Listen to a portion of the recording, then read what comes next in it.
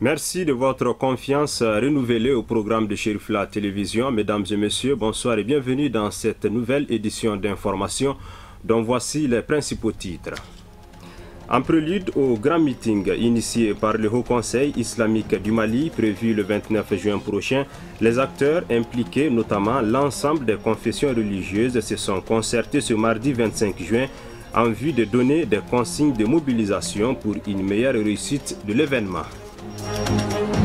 Aussi, le gouverneur de la région de Ségou a officiellement lancé le projet de renforcement de la résilience sécuritaire et de la prévention des conflits intercommunautaires pour la cohésion sociale et la paix dans les régions de Mopti et de Ségou. Les détails dans ce journal.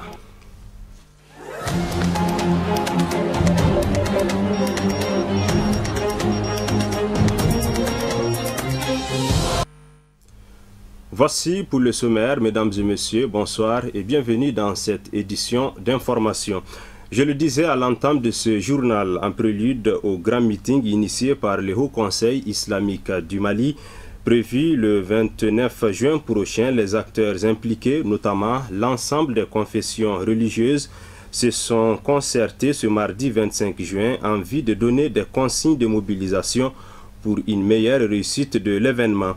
Les plus grandes organisations islamiques comme l'AMIPI, la Limama, l'UNAFEM ont pleinement adhéré à cette initiative pour condamner les récents massacres qui ont exacerbé les paisibles populations de la région de Mopti. Cet appel à communier est un soutien à toutes les victimes de la crise sécuritaire au Mali. Voyons plus de précisions avec le secrétaire général du Haut Conseil islamique du Mali, au micro de Sadio Sidibé, Ibrahim Koulibaly et Samba Traoré. Au nom du Haut Conseil islamique du Mali, je me joins aux présidents et aux interlocuteurs qui m'ont précédé pour vous souhaiter la bienvenue au Haut Conseil. C'est une occasion pour nous de lancer un appel à tous les Maliens, à toutes les Maliennes, aux musulmans comme aux non-musulmans, pour qu'ensemble, nous nous retrouvions le samedi 29 juin 2019 à 9h au Palais des Sports à l'ACI 2000. Il s'agit d'aller échanger, d'aller émettre des idées sur la situation sécuritaire dans laquelle le pays vit depuis un certain temps. Cette situation, devenue déplorable aujourd'hui, interpelle tous les Maliens, sans exception. Parce qu'aujourd'hui, il s'agit du Mali, et du Mali en entier. Les imams nous ont précédés, ils ont appelé leurs homologues à venir massivement à cette rencontre. Les femmes également l'ont fait, les jeunes l'ont fait. Alors, tout le monde, donc, ensemble au Palais des Sports le samedi 29 juin à 9h. Le Haut Conseil islamique envisage de faire des propositions concrètes aux autres couches de la société civile, de la société malienne. Il a entamé un certain nombre de rencontres déjà avec des organisations de la société civile. Il entend étendre ces rencontres après la tenue du meeting. C'est pour vous dire tout simplement qu'au Haut Conseil islamique, nous avons fait de la question de sécurité une question essentielle après la tenue du 3e congrès ordinaire de l'organisation. Ce sont des propositions concrètes que nous allons faire et Inch'Allah, ensemble, le 29 juin 2019, au Palais des Sports, en commune 4 du district de Bamako, je souhaite que l'on se retrouve tous. Je vous remercie au nom du Haut Conseil islamique du Mali. Fin de la session de formation sur les panneaux solaires, une initiative du groupe Cherifla. Débutée le dimanche 16 juin, cette formation vise à renforcer les connaissances des bénéficiaires sur la manipulation des panneaux solaires. C'était ce mercredi 26 juin à Bangoni, Dianguiné-Bougou, sous la présidence d'Ibrahim Haïdara Diiba, fils du guide spirituel des Ansar. Reportage Abdul Karim Sako, Baba Keïta. Ils sont au total 35 participants à avoir pris part à cette session de formation. Initiée par le groupe Cherifoula et dispensée gratuitement par Alimami Maliki Kanta, la formation aura permis aux participants durant 10 jours d'accroître leurs connaissances sur l'installation et l'entretien des panneaux solaires. Les formateurs se félicitent pour le bon déroulement de la session ainsi que la qualité des échanges avec les participants. Quant aux organisateurs, ils ont tour à tour exprimé toute leur gratitude à l'endroit du formateur qui a bien voulu accepter de partager son savoir-faire à la matière et c'est bénévolement. L'objectif de cette formation, c'est de combattre le chômage, comme notre guide nous a enseigné. Donc, notre confrère Allemand Malik Kanta, il a pris l'initiative de venir faire l'enseignement du système solaire et puis volontairement, nous sommes à la 3e édition. Aujourd'hui, nous sommes là pour la fermeture. Puis je suis très content aujourd'hui. Tout s'est bien passé. C'est l'occasion pour moi de remercier les participants, de remercier le formateur et de remercier aussi les initiateurs. Durant ces 10 jours-là, on a assisté à la réparation des panneaux, à la réparation des batteries, comment faire aussi le montage des panneaux. Donc on peut dire que ça a été une réussite, d'autant plus qu'on a discuté avec le formateur et nous a montré ici les notes. Donc globalement ça va. Globalement ça va. Bon, ça peut apporter beaucoup de choses. Parce que vous savez, nous sommes dans un cadre religieux et comme Dieu l'a si bien dit dans Sourate les appartements verset 10, tous les Corans ne sont que des frères. Établissez la concorde entre vous. Et je crois qu'il n'y a pas une concorde aussi salutaire que de quitter chez soi, venir accompagner ses frères religieux, leur apprendre comment il faut travailler, afin que cela puisse se prendre en charge. Je crois que ça, c'est franchement salutaire. Et à partir d'aujourd'hui, ces gens-là pourront être opérationnels. Et si Dieu le veut, bien sûr, ces gens aussi seront très opérationnels et seront aussi des formateurs dans les jours à venir. La cérémonie marquant la fin de ces 10 jours de formation a été présidée par le fils du guide spirituel des Ansar, Ibrahim Haidara Di Iba. Des attestations ont été décernées aux 5 premiers des participants et a obtenu une note de 20 sur 20. Le formateur a également reçu des mains du fils du guide spirituel des Ansar un tableau de reconnaissance. La cérémonie s'est achevée par les bénédictions. Un atelier de création de l'agence d'urbanisme s'est tenu ce jeudi 27 juin 2019 au musée de la mairie du district de Bamako dans le cadre d'un projet de restructuration des instruments techniques de travail dénommé Grand Bamako. La rencontre a pour but de créer des structures techniques permettant d'aider le syndicat mixte intercollectivité d'atteindre son objectif. Cet atelier est une initiative regroupant les 25 communes environnantes du district de Bamako. Les propos de la vice-présidente au micro de Sadio Sidibé. L'activité de ce matin, c'est de se doter des instruments techniques de travail. Il y a 6 mois maintenant qu'on a créé le Grand Bamako. Donc, il est temps maintenant de créer des structures techniques qui peuvent nous aider à aller de l'avant. Grand Bamako, c'est-à-dire le district, les 6 communes du district et les communes environnantes qui encerclent Bamako. Le Grand Bamako, je pense qu'on a donné les objectifs plusieurs fois depuis sa création. On va prendre l'environnement, on va prendre l'urbanisme, on va prendre la mobilité. Il y a tout ce qui peut développer une ville. Donc c'est pourquoi on a pris le Grand Bamako. On est confronté à un problème d'assainissement. Et vous le savez bien, donc si on n'a pas les communes environnantes, il n'y a plus d'espace à Bamako. L'urbanisme aussi, ce matin on parle d'agent d'urbanisme, c'est différent de l'urbanisation de la ville. Donc vous savez comment notre capitale est construite, comment les maisons sont. Donc tout ça c'est pour retrouver des solutions au sein de la SMI et évoluer. On est en train de se doter de services techniques tels que la rencontre de ce matin. C'est pour nous permettre d'atteindre ces objectifs qu'on s'est assignés. On a initié des voyages, des missions d'études particulièrement en France et singulièrement à Bordeaux et à Lyon. Et Bordeaux est très en avance pour le métropole. Donc vraiment, on a eu la chance de rencontrer en tout cas beaucoup de directeurs techniques. L'agence d'urbanisme, c'est comme une agence de développement qui, face à tous les défis qu'on a, climatiques, sociaux, économiques, va gérer ces enjeux-là.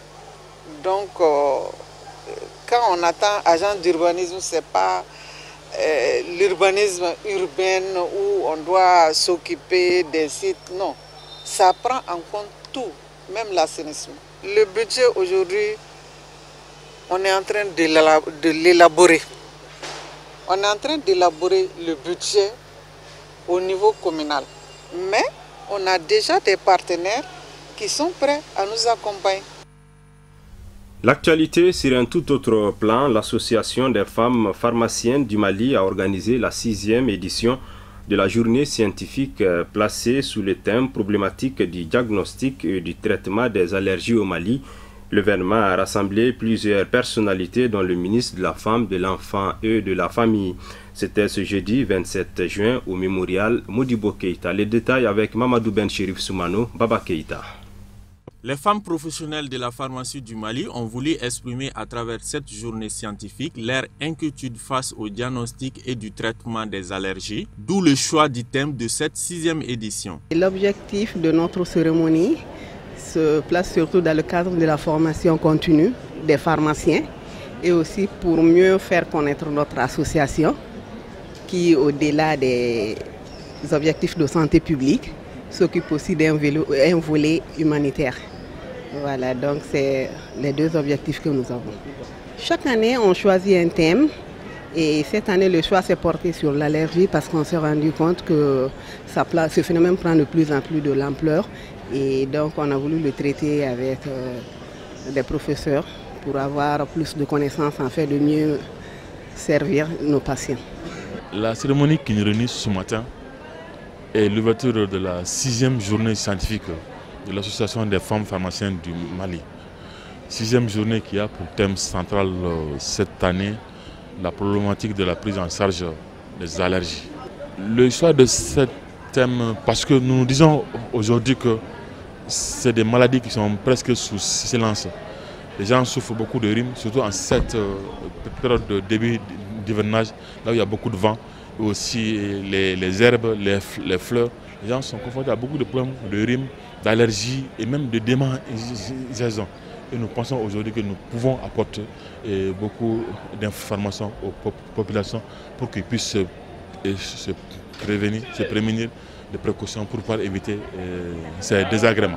Madame le ministre de la Femme, de l'Enfant et de la Famille a salué ce acte posé par l'Association des femmes pharmaciennes du Mali, tout en exprimant son sentiment de satisfaction. Je n'ai pas hésité à marquer mon accord. En effet, j'éprouve beaucoup d'admiration à votre endroit et je tenais à vous témoigner tout mon soutien et mes encouragements.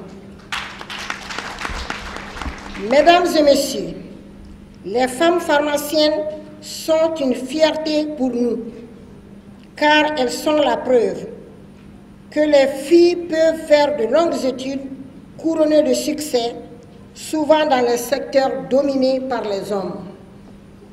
À ce titre, je voudrais encourager mes sœurs et mes filles à s'orienter davantage vers ce secteur, car conscientes des difficultés que les femmes rencontrent quotidiennement, elles seront plus aptes à proposer des réponses adaptées à leurs besoins.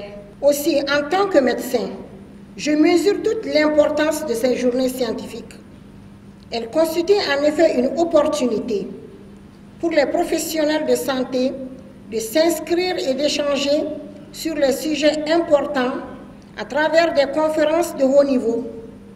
Je souhaite donc plein succès à vos travaux.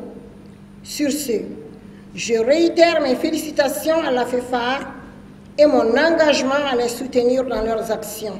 Rappelons qu'au cours de la cérémonie, l'allergie de façon générale a été bien expliquée par les spécialistes du domaine.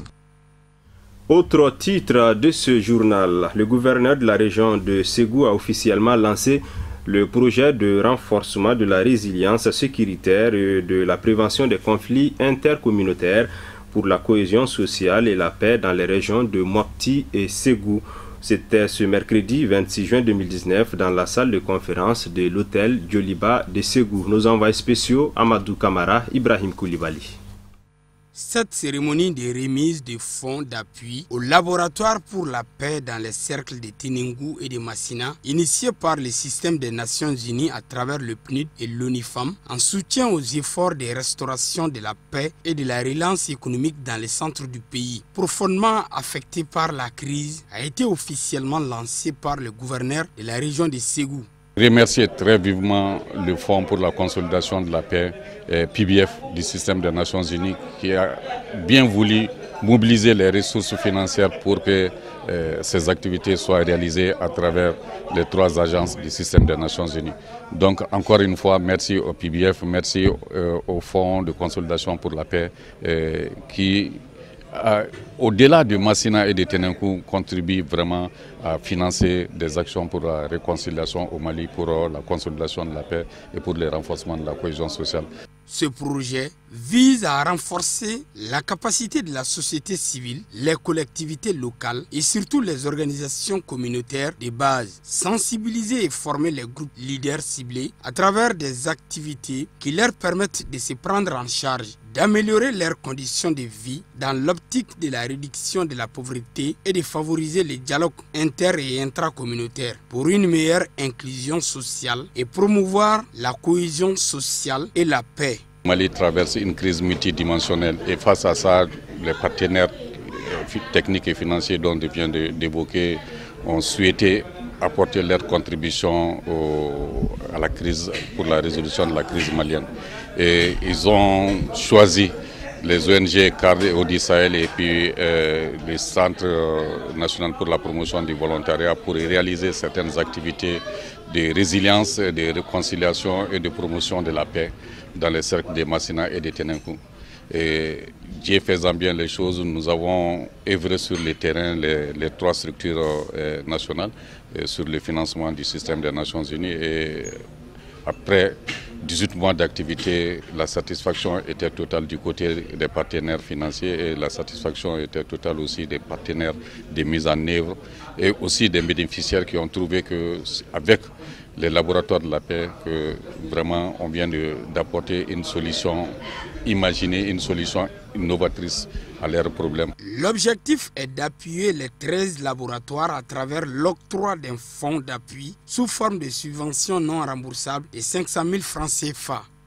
Écoutez, c'est un gouverneur heureux et très enthousiaste qui voudrait simplement dire merci aux partenaires du système des Nations Unies qui ont bien voulu financer ce programme. Merci au Centre national pour le volontariat, mais aussi merci aux communautés organisées au sein des laboratoires pour la paix dans les cercles de Massina et de Tenengu. Notez qu'en vue de la pérennisation et de l'opérationnalisation des laboratoires de la paix, maillon essentiel du dispositif communautaire, la mise en place d'un fonds d'appui forfaitaire sera octroyée à 13 laboratoires des 13 communes d'intervention du projet. Après Ségou, direction la 5e région administrative du Mali, où la délégation en charge de piloter le projet d'ouverture des antennes régionales de Cherifla TV a été reçue à Mopti par la section des Ansars de la dite région. C'était donc ce mardi 25 juin au siège des Ansars en présence de plusieurs responsables. Nos envoyés spéciaux Ousmane Sogoré, Bouya Koulibaly. Échanger sur le projet d'ouverture des antennes régionales de Cherifla Télévision dans la Venise malienne, tel est l'objectif que se fixe la délégation à travers cette démarche auprès des responsables Ansar de la cité. Prenant la parole tour à tour, les visiteurs ont abordé avec intérêt l'objet de leur présence afin d'amener leurs interlocuteurs à y adhérer. Je suis vraiment content aujourd'hui par rapport à ce qui justifie en tout cas notre arrivée aujourd'hui dans la 5e région du Mali, qui est en tout cas la région de Mopti. Et c'est dans le cadre de la mise en place d'une antenne régionale et pour en tout cas mettre la population de Mopti et pour en tout cas rapprocher davantage cette population et dans le cadre de l'information, dans le cadre du traitement de l'information, et raison pour laquelle la commission de gestion ainsi que le personnel de Cherifla TV nous ont chargés de cette mission.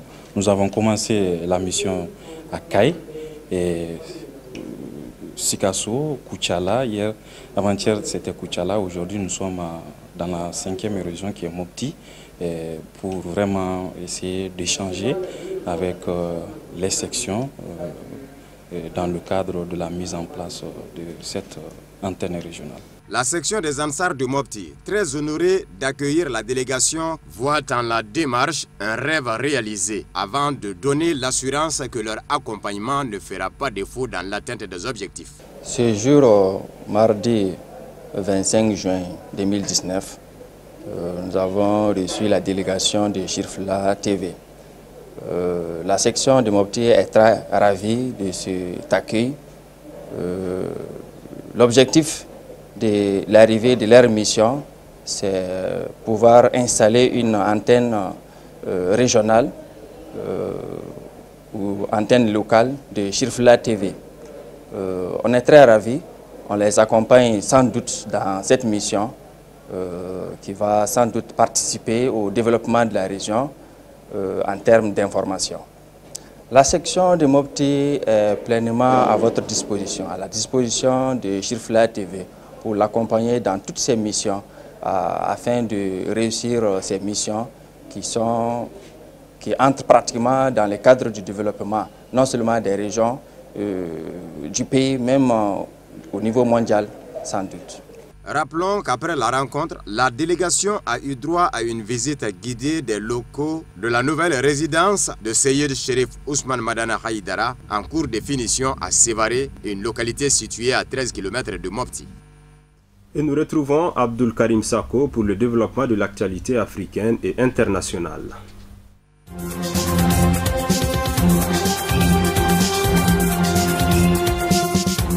Des attentats suicides ont frappé la ville de Tunis ce jeudi 27 juin, tuant un policier et faisant de nombreux blessés. L'avenue Bourguiba, près de la vieille ville, a été le théâtre de l'attentat suicide qui visait la police. Un premier bilan du ministère de l'Intérieur fait état de 5 blessés. Par ailleurs, 4 autres personnes ont été blessées dans un deuxième attentat contre une caserne de la garde nationale, selon le ministère de l'Intérieur.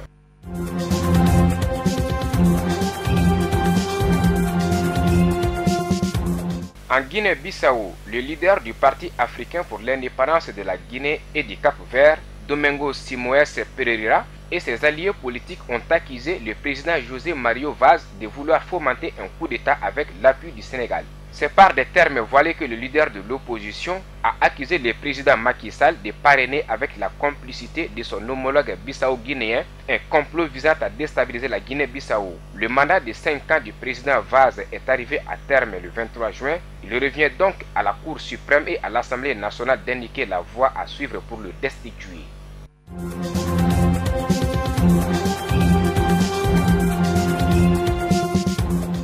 Une bousculade s'est produite mercredi 26 juin devant le stade de Mahamassina à Antananarivo, alors que le président malgache venait d'achever son discours à l'occasion de la fête nationale. La bousculade a fait au moins 16 morts et 80 blessés, dont 3 se trouvaient dans un état critique. Elle s'est produite à l'entrée du stade municipal d'Antananarivo, où a eu lieu le défilé de la fête nationale malgache. Le chef de l'État Andry Rajoelina et son épouse, accompagnés du Premier ministre et d'autres membres du gouvernement, se sont rendus au chevet des victimes alitées.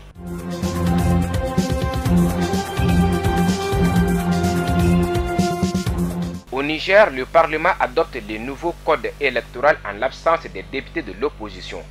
Principal point d'achoppement, l'article 8 du code électoral qui ne donne aucune chance à l'opposant en exil Hama Amadou de participer à la présidentielle de 2021.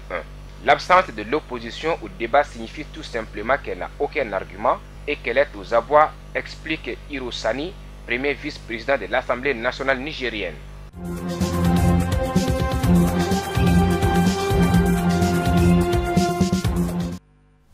Sport football, deuxième journée de la Coupe d'Afrique des Nations de football CAN Égypte 2019. Le Nigeria s'est qualifié pour les huitièmes de finale en battant la Guinée-Conakry par un score de 1-0. L'unique but de la rencontre a été marqué par Oumerou à la 73e minute. L'Ouganda et le Zimbabwe se sont neutralisés par un score 1 but partout. À la 12e minute, Emmanuel Okwi ouvre le score pour l'Ouganda, puis à la 40e minute, Kamat Biliat égalise pour les jaunes de Zimbabwe. Le troisième et le dernier match de la journée a enregistré l'élimination des Congolais face au pays hôte, l'Égypte. Les Pharaons ont inscrit 2 buts au cours de cette rencontre. Ahmed El Mohammadi ouvre le score à la 25e minute. À la 43e minute, la star de l'équipe, Mohamed Salah, se signale en marquant son premier but de la CAN et le second pour son équipe. Ainsi s'achève cette édition d'information. Merci à vous, fidèles téléspectateurs de Chérifla Télévision, de l'avoir suivi. Passez un excellent moment en compagnie de nos programmes. Bonsoir.